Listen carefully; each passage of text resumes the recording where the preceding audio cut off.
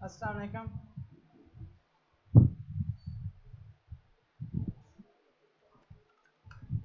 अच्छा भाई, last class के अंदर हमने नैप बार बनाई थी। नैप बार ट्राई की सबने? सबके पास सही बने या नहीं? नहीं बने? क्यों भाई? बाकी लोग, बाकियों ने ट्राई ही नहीं किया?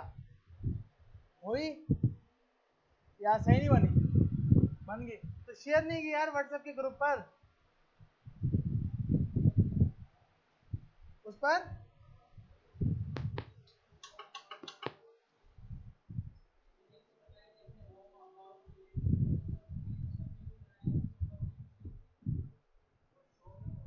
उसके सब मैंने शो नहीं हो रहे थे। अच्छा उसका कोड वैसे मैंने यार, आपने फिर इसका कोड देखा था जो मैंने किया था? मैंने वैसे शेयर कर दिया था कोड। आप यहाँ जाएंगे ना,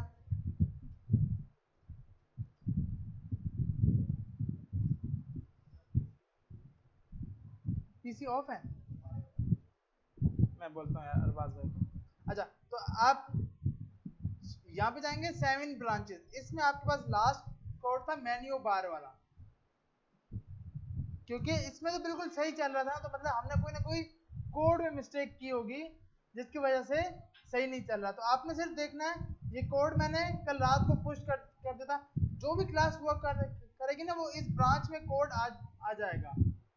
WMA क्लास बैच 4 के नाम से जो सी हमने ब्रांच बनाई थी, इसी वाले जितना भी काम हुआ था, फॉर्म की स्टाइलिंग की थी और टेबल की स्टाइलिंग कलर क्लास 3, ये सब के सब यहीं पे अपलोड हो रहे होंगे। इससे फायदा क्या होता है कि व्हाट्सएप पे हम शेयर करते हैं ना, तो उसमें फिर मसला रहता है कि यार उस क्लास का कोड कहाँ है, इस क्लास का कोड क्या है। तो यहाँ पर क्या होगा कि नाम वाइज होंगे तो इजीली हम पहचान पाएंगे। तो आपने एक बार अपने कोड में और इस कोड में देखना है कि क्या मिस्टेक है, कि भाई हमारे पास, क्योंकि आप सबसे पहले पहले तो उसको डाउनलोड कर लोगे। यहाँ पर गए, मैंने उसको डाउनलोड किया अपने पास। डाउनलोड करने के बाद एक बार अपने पास चला लिया, यहाँ पर गया, इसकी ये फाइल खोली। अब इस कोड में आप देखो, मैंने इसको डाउनलोड किया, मैन्युअल सही ओपन हो रहे हैं। आपने बस ये अपने कोड और इस कोड में मैच करना है, क्या चीज नहीं की। कोई ना कोई ऐसी प्रॉपर्टीज होंगी जिसकी वजह से वो सब मेन्यू ओपन नहीं हो रहे होंगे। सही है भाई? तो ये कोड तो मैंने पुश कर दिया था, आपने लाजमी ट्राई करना है इसको। ये कोड आप गिटहब की लिंक है ना, मैंने इसको व्हाट्सएप पे शेयर भी किया था, अब फिर से शेयर कर दूंगा। यार कल वाली रात लेट हो गया था तो अभी अपलोड आके की है। तो जी जी, नहीं मैंने अपलोड अभी आके सुबह सुबह अपलोड किए हैं। तो अभी मतलब अपलोड हुई है, अभी उसका वो शेयर नहीं किया। इंशाल्लाह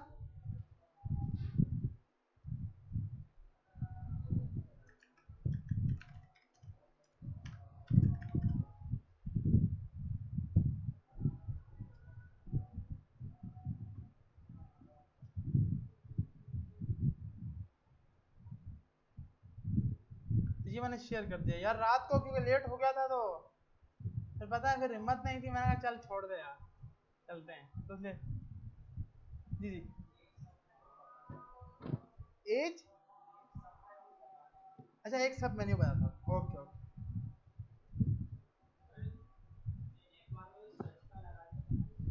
हाँ बता दो। मिसाल के तौर पे हमने यहाँ पर जाकर अपना लास्ट क्लास का कोड ओपन कर लिया, ये वाला। देखिए अब सब मेन्यू में हमने सबसे पहले किया क्या था, सबसे पहले सबको डिस्प्ले नन किया। सबसे पहले हम सब मेन्यू 1 को देखते हैं। सब मेन्यू 1, यार ये मोबाइल किसी का यहाँ पर रह गया था तो मुझे उसने दिया है। ये ना मोबाइल आपका है, क्योंकि अरबाज ने आके दिया था। अभी कॉल आई तो वो फिर याद आया कि भाई, अच्छा अच्छा, तो टेंशन नहीं लेनी भाई, लाजमी पूछना है। आते सर कोई भी चीज अगर आपको नहीं मिल रही तो आप उसी टाइम पूछो, वेट नहीं करो। वेट करोगे पाकिस्तान है, कुछ भी हो सकता है। अच्छा, तो आपको देखिए सबसे पहले मैंने सब मेन्यू 1 को डिस्प्ले नन किया, उसके बाद आपने यहाँ पे आके डिस्प्ले ब्लॉक मारा हुआ है कि भाई जैसे ही आप, अब जब सब मेन्यू 1 हम डिस्प्ले ब्लॉक नहीं कर रहे थे तो इस पे ये मसला था ना कि वो फर्स्ट टाइम पे शो करवा देता था, तो हमने बोला भाई तुम फर्स्ट टाइम तो इसने रहना है बंद। अब आप देख रहे हो फर्स्ट टाइम ये अवर टीम अवर क्लाइंट ये सब शो हो रहा है।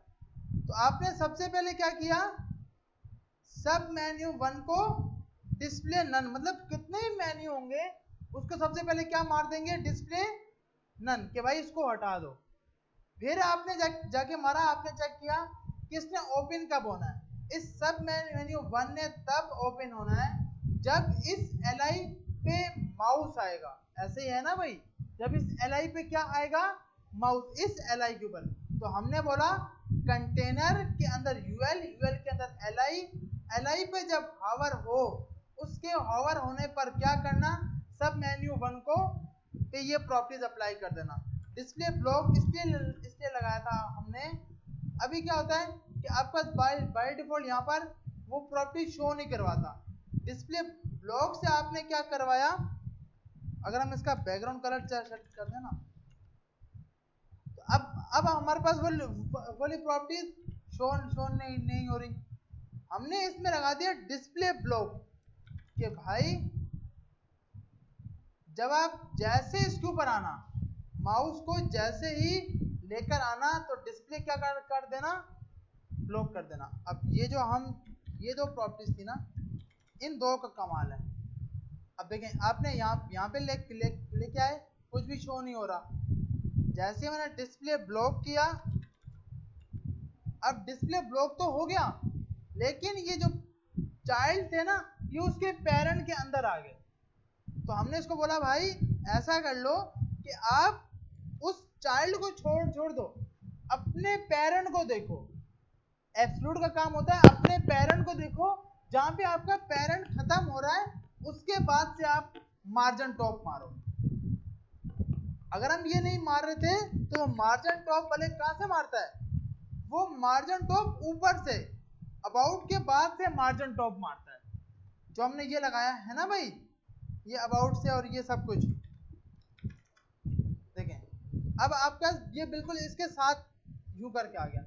अब हमने बोला भाई एक तो मार्जिन टॉप मार दो और मार्जिन लेफ्ट, तीसरी पोजीशन लगा दी एब्सोल्यूट।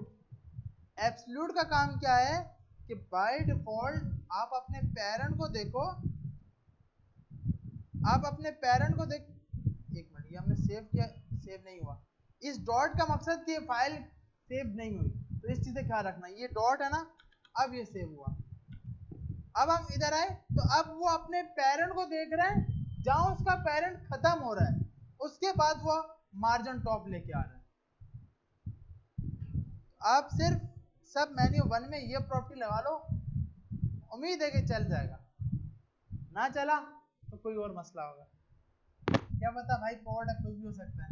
अच्छा, उसके बाद सब मेन्यू 1 के अंदर हमने बोला यूएल को डिस्प्ले ब्लॉक किया हुआ है, और उस पे जब इस यूएल के LI पे जाएगा तो हमने उस पे बॉर्डर मार दिया था।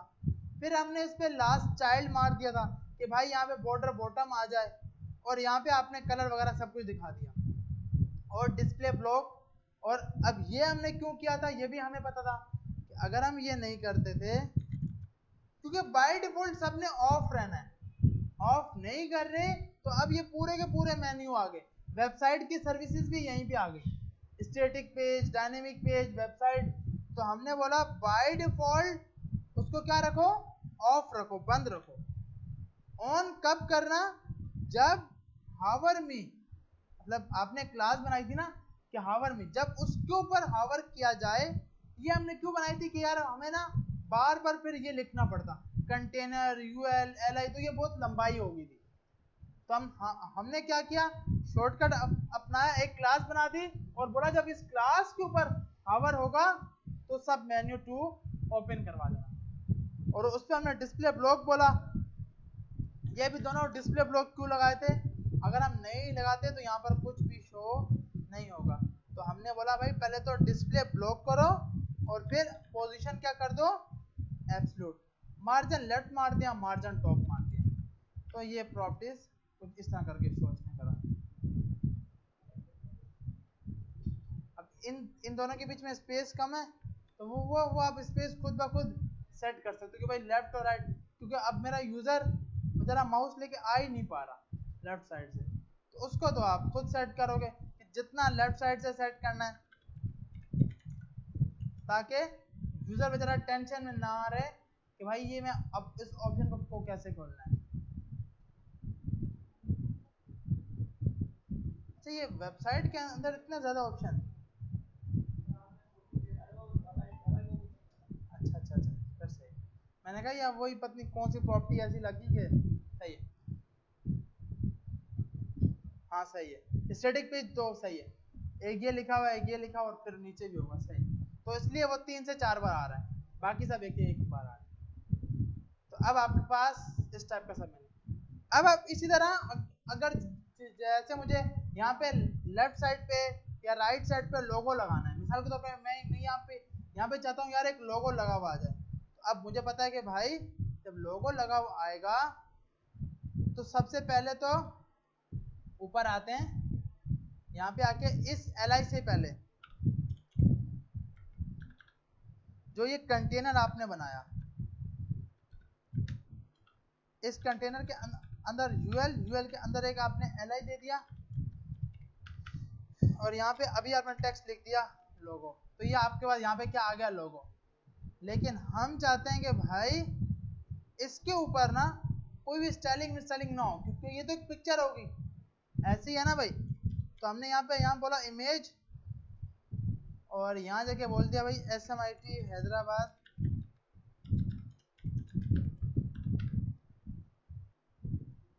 तो हमने बोला भाई ये पिक्चर लगानी है, तो इसको यहाँ से कॉपी इमेज एड्रेस किया,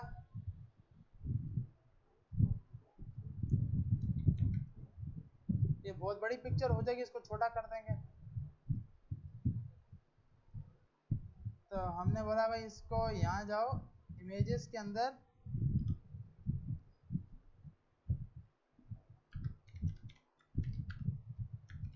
विड्थ 50 पिक्सल, हाइट भी 50 पिक्सल, तो छोटा सा लोगो लगा हुआ आ गया। अब हम चाहते हैं कि भाई जब इसके ऊपर माउस आए ना तो ये स्टाइलिंग ना हो, और हाइट थोड़ी सी बड़ी होगी, हाइट थोड़ी सी और छोटी कर देते हैं ताकि बिल्कुल, लेकिन ये फट जाएगा बेचारा। अब हमने जब इसके ऊपर आ रहा है ना, तो यहाँ पर जो आपने ये हावर की प्रॉपर्टी लगाई है ना, ये वाली, अब आपने बोलना है भाई डॉट कंटेनर, कंटेनर पे UL पे LI पे जब हावर होगा वो हावर, लेकिन LI का कौन सा चाइल्ड भाई, फर्स्ट चाइल्ड।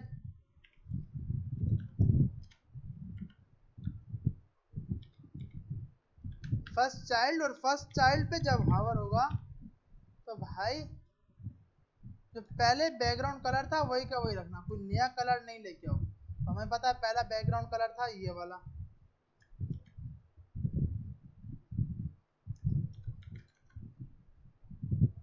अब क्या, जब माउस इसके ऊपर आएगा तो कुछ वाला कलर नहीं दिखाएगा, क्योंकि माउस हमें यहाँ पर नहीं चाहिए ना।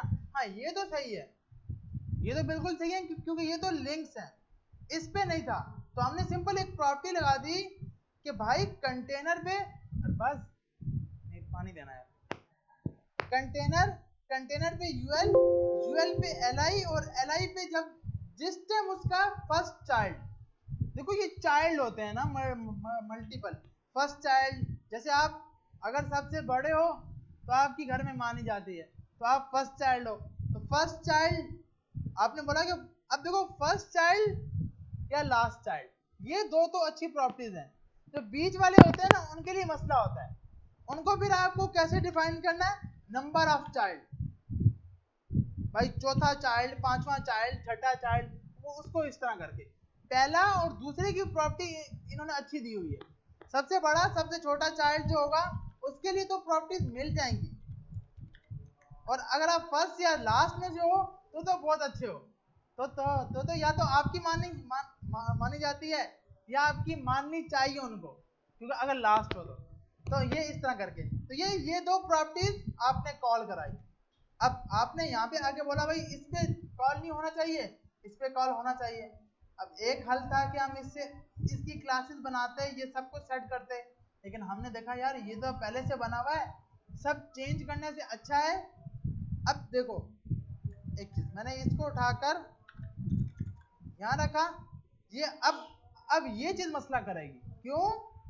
अब आप बोलोगे भाई हमने तो ये लगाया हुआ है, ये तो लगाया है, लेकिन ये प्रॉपर्टी बाद में चल रही है, ये प्रॉपर्टी बाद में चल रही है, क्योंकि भाई वो बोलेगा कंटेनर यूएल एलआई पे हावर हो, तो बिल्कुल एलआई पे हावर हो रहा है, तो आपने जो एक्स्ट्रा प्रॉपर्टी होगी वो सबसे लास्ट पे लगानी है, क्योंकि फाइल ऊपर से नीचे चल रही है, तो जब जो सबसे आखिरी प्रॉपर्टी मेन है वो सबसे लास्ट में लगा दो, तो उसके बाद इस पे नहीं आ रहा और इस पे आ रहा होगा। ठीक है भाई, तो अब इसको ना होस्ट करके देखते हैं कि कोई भी कहीं पर भी होस्टिंग करें और इसकी लिंक कैसे शेयर करें। तो होस्टिंग के लिए सबसे पहले हम यूज करेंगे इजी है, फायरबेस बहुत इजी है, कोई मुश्किल नहीं है, तो टेंशन तो लेनी नहीं है, अगर अब तक भी टेंशन नहीं थी तो बहुत अच्छी बात है, और थी तो अब नहीं लेनी, बहुत इजी है ये टॉपिक, फायरबेस लगेगा इजी। अच्छा, तो अब आपको हम यहाँ पे चाहिए नोड मॉड्यूल, पहला लफ्ज नहीं है, टेंशन नहीं लेना, नोड मॉड्यूल आपके पास जब आप रेक पे काम करोगे ना तो इससे आपको दोस्ती करनी पड़ेगी। एनपीएम जिसकी फुल फॉर्म होती है नोड पैकेज मैनेजर, जिसकी फुल फॉर्म क्या होती है? Node package manager. इसकी जरूरत क्यों पड़ती है? जितनी भी लाइब्रेरीज जावास्क्रिप्ट के अंदर, आप एंगुलर पे काम करो, रेक्ट पे काम करो, वाइट पे काम करो, किसी भी लाइब्रेरी पे जावास्क्रिप्ट पे वो काम करोगे तो आप npm से कोई नई चीज इंस्टॉल कर सकते हो, npm से कोई नई लाइब्रेरी लेके आ सकते हो। जैसे हमने फॉन्ट ऑसम लगाया, फॉन्ट ऑसम की हम लगाते सीडीएन, सीडीएन की फुल फॉर्म क्या होती है भाई, याद है?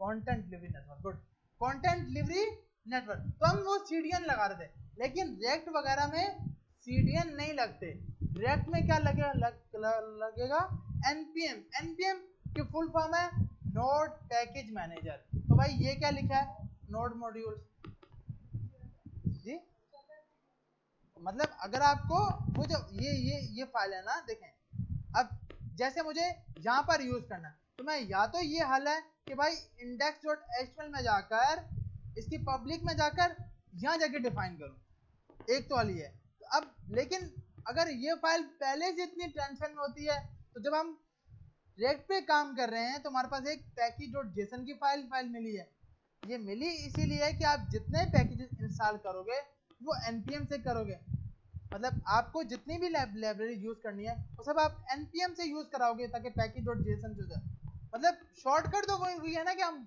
हो तो सब सकता है, लेकिन जो रूल है, रूल आपको ये बोलता है कि भाई आपने, क्योंकि सीडीएन आपके पास डायरेक्ट फर्क सिर्फ और सिर्फ देखो सीडीएन और पैकेज में क्या फर्क होता है।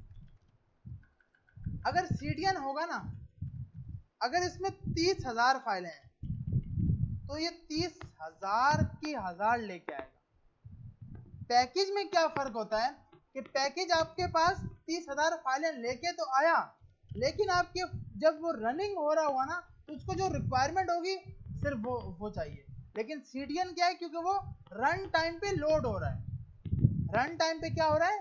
लोड हो रहा है। जब आप सर्वर पे डालते हो, आप अपनी फाइल सर्वर पे डालोगे तो HTML की फाइल तो जाएगी जाएगी, जब लिंक आपकी पब्लिक HTML में लगी होगी तो वो सबकी सब फाइलें उठा के लेके जाएगा, लेकिन अगर आप npm यूज करते हो, रेक्ट यूज करते हो, तो वो हमारे पास क्या करता है, वो सिर्फ और सिर्फ जो उसके अपने काम की चीज होती है वो लिख के जाता है, जो नहीं होती उसको वहीं ये बोलता है छोड़ दे भाई, क्योंकि वहां पे सर्वर पे लोड नहीं डालने देता। तो ये एक अच्छी चीज है, तो इसलिए हम पैकेजेस बनाएंगे, मतलब पैकेजेस बनाएंगे नहीं, यूज करेंगे।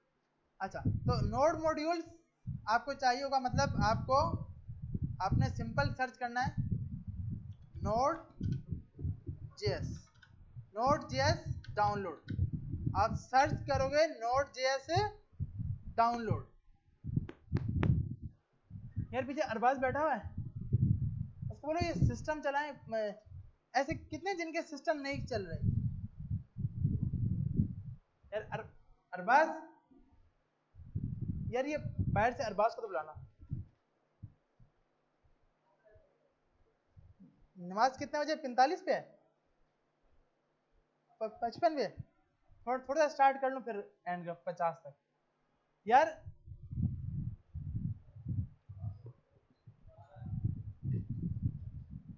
अच्छा, तो आप यहाँ पे जाओगे नोड मॉड्यूल पर,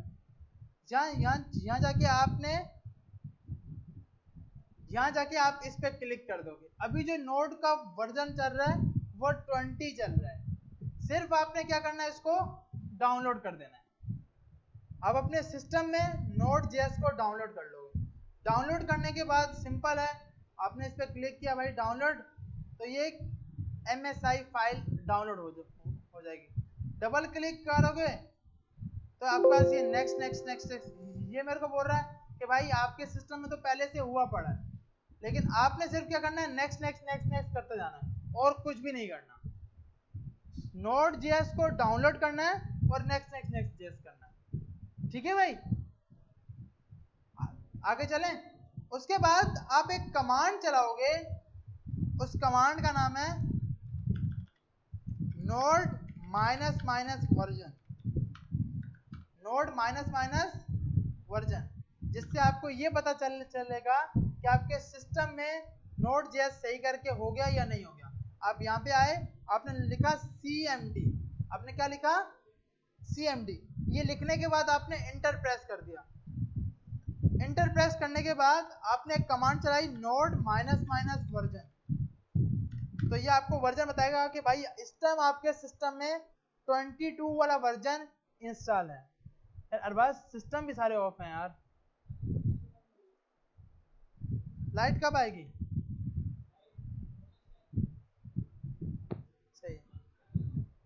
सही है। तो आपने अगली कमांड चला दी npm -, वर्जन। अच्छा, इससे ना ये वेरीफाई हो गया कि आपके पास नोड जेएस इंस्टॉल हो गया। फिर भाई ये क्यों चलाई? सिर्फ ये भी देखने के लिए कि भाई इस टाइम npm का वर्जन कौन सा है, नोड पैकेज मैनेजर का वर्जन कौन सा है। तो उसने बताया 10.7.0 इसका वर्जन है। उसके बाद आपने यहाँ पर आए, अब ये तो आपके पास हो गया नोड जेएस को डाउनलोड करने का तरीका। तो भाई आप अपने सिस्टम में, अब सवाल है कि उसको डाउनलोड क्यों किया है?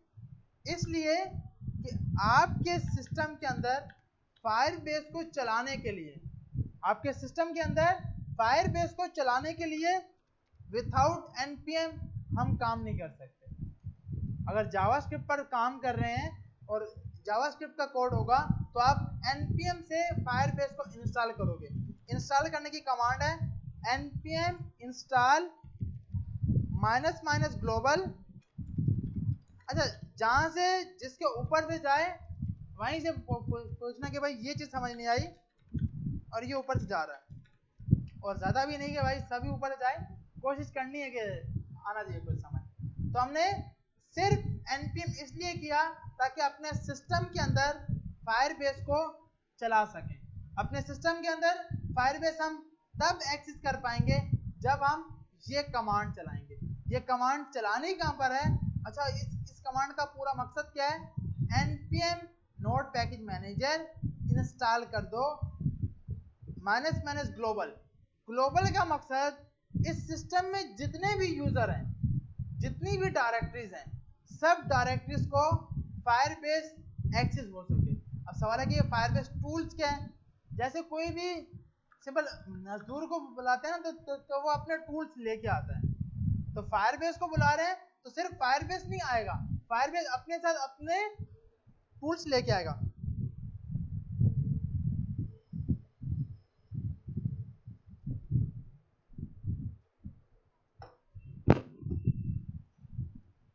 आपने फायरबेस माइनस टूल्स लगा दिया। तो फायरबेस टूल्स का ये मकसद है कि आपके सिस्टम के अंदर फायरबेस हो जाएगा। सही है भाई, यहां तक सबको समझ आ गई। अब ये कमांड चलानी कहां पे है, कहीं पर भी cmd लिखो, मतलब विंडो में जाके cmd लिखो और यहां जाके लिखो npm install minus minus global Firebase minus tool, ये कमांड है ताकि आपके सिस्टम के अंदर फायरबेस इंस्टॉल हो सके। अच्छा, सबसे पहले तो थोड़ा सा फायरबेस के बारे में देखते हैं ना, जब तक ये हो जाए। फायरबेस खुद क्या है, पहला सवाल तो ये बनता है भाई ये है क्या, कौन सी बला है। इसके बारे में तो कोर्स में पढ़ा भी नहीं था कि ये भी आएगा बीच में, कहीं रेक्ट वेक्ट का पढ़ा था, ये तो बताया भी नहीं था। ये एक फाइनल ईयर का प्रोजेक्ट, तो अंग्रेजों का प्रोजेक्ट था फाइनल ईयर का, जो कि अब गूगल की प्रॉपर्टी बन चुकी है। जब गूगल ने इसको खरीदा था तो उन दोनों को बहुत सा रोकड़ा दिया था।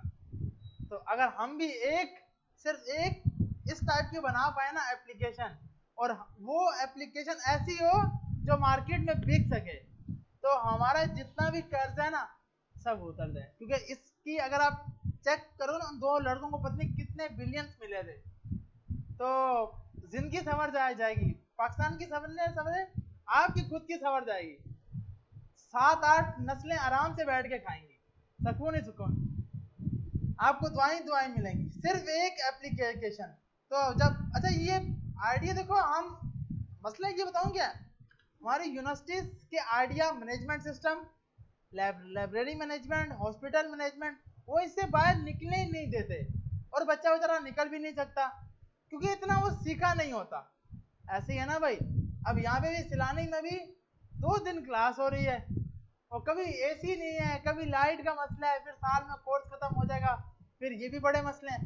तो इसलिए आपने अपनी जंग खुद लड़नी है, अपनी मार्केट खुद बनानी है। तो इसलिए कोई ऐसी चीज सोचो, ऐसी चीज बनाओ जिसमें काम करना आज से स्टार्ट कर दो। अगर ये है ना हॉस्पिटल मैनेजमेंट, और ये भी अच्छा है, ये नहीं, मैं इनिशियल स्टेज पे बहुत अच्छा है, लेकिन सोच बड़ी होगी ना तो कुछ बड़ा होगा। अगर सोच छोटी होगी ना कि फेसबुक की टाइप की ऐप बनानी है, फेसबुक से बड़ा बनाना है कुछ यार, फेसबुक को बोलना है छोटा है ये। अभी बहुत से मसले हैं फेसबुक में, आप रन टाइम पे एक साथ 6 से 7 लोगों को एसएमएस करो, उसका सॉकेट हैंग हो जाता है। आप सिस्टम पे आप ये अभी अगर ये ट्राई नहीं किया था तो अभी ट्राई करना, दो मोबाइल पे आपकी आईडी लॉगिन है, एक लैपटॉप पे और लॉगिन है, तीनों से डायरेक्ट मैसेज करना, वो सॉकेट आपका हैंग हो जाएगा, किसी का मैसेज कहीं ना कहीं लैग होता हुआ किसी और को सेंड हो जाएगा। तो ये एक बहुत बड़ा मसला है क्योंकि उसके सॉकेट का इशू है। आप ये सोच रहे हो भाई ये इशू मैंने सॉल्व करना है। तो ये बताने का मकसद कि फायरबेस 2 लड़कों का FIP प्रोजेक्ट था। फायरबेस खुद है क्या, बहुत बड़ी सर्विसेज है, बहुत बड़ी सर्विसेज का मुराद कि इसमें आपको होस्टिंग मिलती है, आप अपनी वेबसाइट को होस्ट कर सकते हो, आप इसमें अपना डेटाबेस रख पाओगे। डेटाबेस से मुराद यूजर्स का डेटा, हॉस्पिटल मैनेजमेंट बना रहे हो वही तो उसका डेटा, अगर लाइब्रेरी मैनेजमेंट बना रहे हो तो उसका डेटा, यूजर्स का डेटा बना रहे हो तो वो, ऑथेंटिकेशन। अक्सर आप कोई भी ऐप खोलते हो तो गूगल साइन इन का ऑप्शन आता है, मतलब आप अगर हम जैसे इससे पहले वाली क्लास के अंदर हमने ये ट्राई किया है, मतलब आपके पास आप डायरेक्ट क्लिक करते हो सिंपल गूगल साइन इन पे, तो इस टाइप के पॉपअप आते हैं कि भाई आप अपना अकाउंट दो, मैं आपको यहाँ से लॉगिन करके दूं। सिर्फ 3 से 4 लाइनों का कोड है, और हम समझते हैं ऐप में जब यूज कर रहे होते हैं क्या कोडिंग की होगी यार इसने, कि डायरेक्ट सिंपल गूगल के साथ कनेक्ट है। तो ये सब चीजें इंशाल्लाह इन द फ्यूचर हम देखेंगे अगर हम साथ रहे तो, मतलब क्योंकि फासला टूटता जाएगा ना, मुश्किल होती जाएगी तो मसले हो जाएंगे। तो ऑथेंटिकेशन की सर्विस देता है, इमेजेस अपलोड करने के लिए स्टोरेज की सर्विसेज देता है, मशीन लर्निंग की ज्यादा बात नहीं करेंगे वरना आज नहीं होती है हमारे से, तो मशीन लर्निंग का भी काम कर रहा है फायरबेस, डायनेमिक लिंकिंग का भी काम कर रहा है, तो मल्टीपल काम है।